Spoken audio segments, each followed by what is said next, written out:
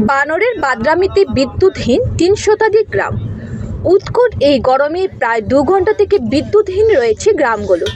বিদ্যুৎপৃষ্ট হয়ে একটি বানরের মৃত্যু হয়েছে বলে খবর পাওয়া গেছে। বরাক উপত্যকায় কোথায় ঘটেছে এমন ঘটনা তা বিস্তারিত জানার আগে এখনও যারা আমাদের ইউটিউব চ্যানেল সাবস্ক্রাইব করেনি জলদি চ্যানেলটি সাবস্ক্রাইব করে নিন এবং ফেসবুকে আমাদের ফলো করে নিন। বানরের উপদ্রবে বিদ্যুৎ বিভ্রাটের এই ঘটনা ঘটেছে বরাক উপত্যকার ৫ গ্রামে।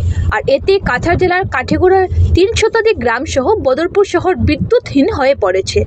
জানা গেছে একদল বানর হঠাৎ করে ৫ গ্রাম বৈদ্যুতিক সাবস্টেশনে গিয়ে উপদ্রব চালায়। বিদ্যুৎ কর্মীদের তাড়াও করে বানরের দল। একসময় হাই টেনশন লাইনের সংস্পর্শে চলে যায় একটি বানর।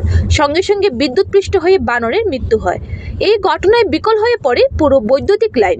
আর এতে কাঠিগড়া সহ বদরপুর শহর বিদ্যুৎহীন হয়ে পড়ে।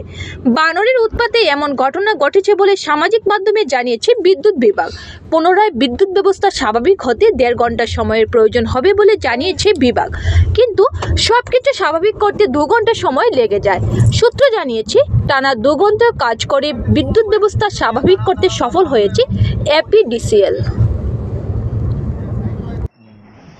প্রায় ১.৫ ঘন্টা হয়ে গেছে খাটিগড়া বিদ্যুৎহীন অবস্থায় আছে। খাটিগড়া সহ প্রায় ৩০০টা গ্রাম পুরো অন্ধকারে ডুবে আছে। আমরা সোশ্যাল মিডিয়ায় জানতে পারছি ইলেকট্রিক বিভাগ থেকে জানানো হয়েছে যে ৫ গ্রাম বান্দর লাগি গেছে, যার কারণে কারেন্টের সমস্যা দেখা দিছে। প্রায় ২ ঘন্টা হওয়ার পথে এখনও পুরো খাটিগড়া সহ ৩০০টা গ্রাম পুরো বিদ্যুৎ অন্ধকারে ডুবে আছে।